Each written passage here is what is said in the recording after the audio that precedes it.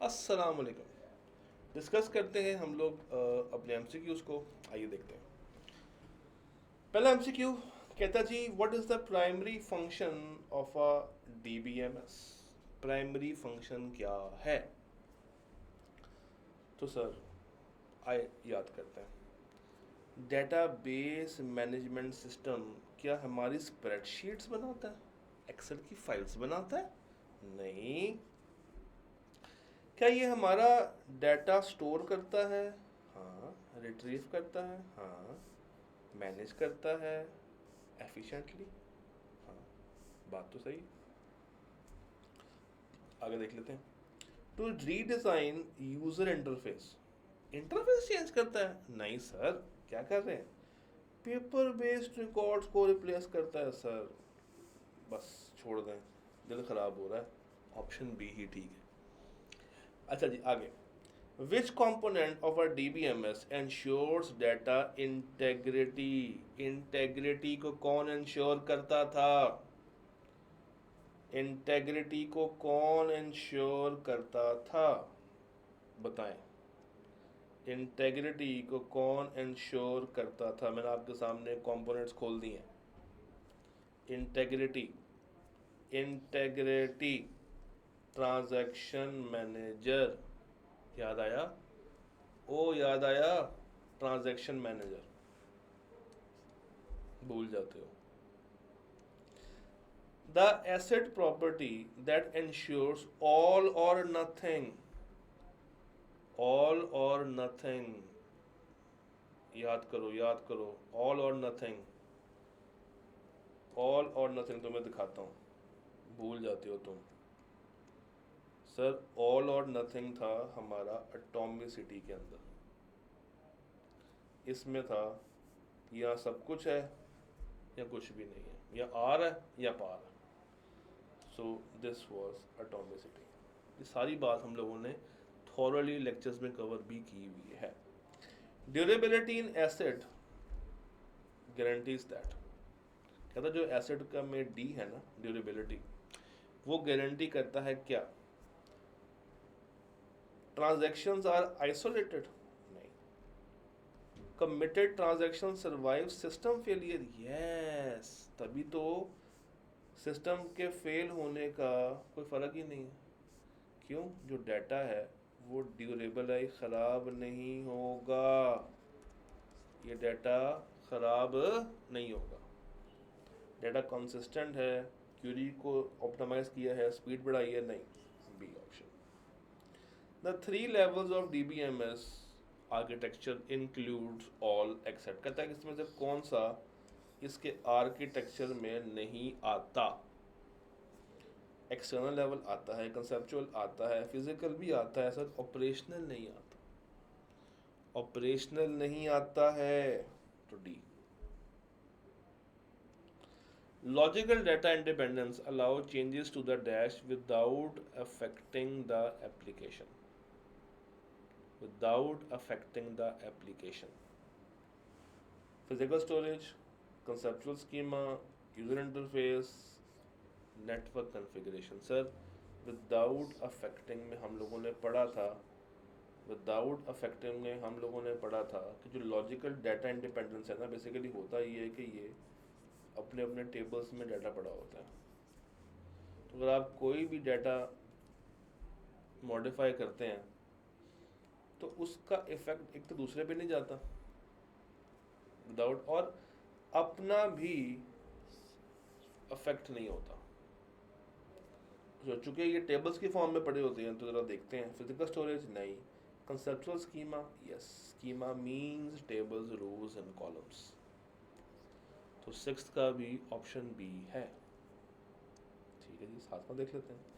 In the external level of DBMS different users can have identical views, customised views, direct access. No sir, हर user को उसकी पसंद का view नसीब हो सकता है।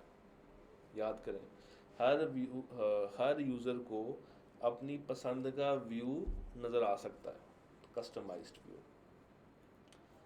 विच data model organises data in table. Sir कौन सा इनमें से मॉडल है जो कि उसको ऑर्गेनाइज करता है टेबल में, रोज में, हिरार्कल नहीं, ये तो रिश्तेबाजी करता है, नेटवर्क नहीं, ये भी रिश्तेबाजी का है, रिलेशनल मॉडल जो पहला मॉडल था उसमें हम लोगों ने पढ़ा था कि ये टेबल की फॉर्म में देखना है। See, a parent child relationship is a feature of relational, hierarchical, object, entity. हाँ जी, सोचें सोचें। सर पेरेंट चाइल्ड शुरू कहाँ से हुए थे? हिरार्कल से, तो इट इज बी ऑप्शन। 10वां देख लेते हैं। कहता है जी the network model supports, network model support करता है, नेटवर्क मॉडल सपोर्ट करता है many to many, one to one hierarchical है, वन टू मैनी हमारा दूसरा मॉडल है, और ये वाला मैनी टू मैनी करता है। In an year diagram rectangle किसके लिए यूज होता था? पहला वाला रेक्टेंगल, सोचें, एंटिटी के लिए, कंस्ट्रेंट के लिए, किसके लिए? एंटिटी के लिए कि कंस्ट्रेंट के लिए? सोचें। एंटिटी के लिए नहीं, कंस्ट्रेंट के लिए नहीं, ओ अल्लाह के बंदो, रिलेशनशिप के लिए। It was use for relationship. ऐसे ही है ना? ऐसे ही है कि नहीं? ऐसे है कि नहीं? अबे नहीं जालिम हो, ये एंटिटी ही है। क्या करते हो? कंफ्यूज हुए थे ना? यही पर्पस था जो तुम्हें कंफ्यूज करके डराऊं। खैर तुम्हें क्या डराना मैंने, तो ये बी ऑप्शन है, 11th का बी ऑप्शन है। A weak entity depends on a dash for its existence. एक वीक एंटिटी किस पे डिपेंड करेगी? डेफिनेटली स्ट्रॉन्ग पे करेगी, host. A many to many रिश्ता in an ER model is represented by, a many to many relationship की representation याद करें, single line, double line, diamond. Yes, याद है हमने कहा था कि डायमंड ये रिश्ते बनाता है ऐसे अपने अपने 4 नोट्स, तो ये डायमंड है। तो हो सकता है कि यहाँ पे एक और डायमंड हो, यहाँ पे एक और डायमंड हो, फिर यहाँ पे एक और डायमंड हो, और उसके बाद एक डायमंड हमारा ऐसे बन जाए, एक डायमंड हमारा ऐसे बन जाए। तो खैर यह बनाते रहिएगा, हम आगे चलते हैं। विच DBMS use SQL? Hierarchical, network, relational. Sir ये तो नहीं हो सकता क्योंकि इसमें ऑब्जेक्ट वाली कहानी है, अगर आपको याद हो। रिलेशनल, रिलेशनल क्योंकि ये जो दो ऊपर वाले हैं तो 1 to 1 और 1 to many वाले हैं, तो ये रिलेशनल था। OODBMS का जो डाटा है वो कहाँ पे स्टोर किया जाता है? ऑब्जेक्ट्स। इसमें एक ही वर्ड जो पढ़ा था, that was object, that was object. अच्छा जी, IBM IMS is an example of, ये किताब की लाइन है कि IBM IMS किसकी एग्जाम्पल है? हायरार्किकल, बिल्कुल किताब में लिखा हुआ। अ की एडवांटेज ऑफ RDBMS इज, इसका की एडवांटेज क्या है? डिजिट डाटा, एडहॉक क्यूरीज, हाँ ये वर्ड पढ़ा था। एंश्योर डाटा इंटीग्रिटी नहीं, स्केलेबिलिटी इसका काम नहीं है, सो बी। एक काम करते हैं, इस लेक्चर को यहीं पे एंड कर देते हैं और इंशाल्लाह अगले में हम लोग बाकी के MCQs को अनफोल्ड करेंगे। इस चैप्टर के MCQ ज़्यादा हैं तो मैं इसको 2 लेक्चर्स में तोड़ देता हूँ।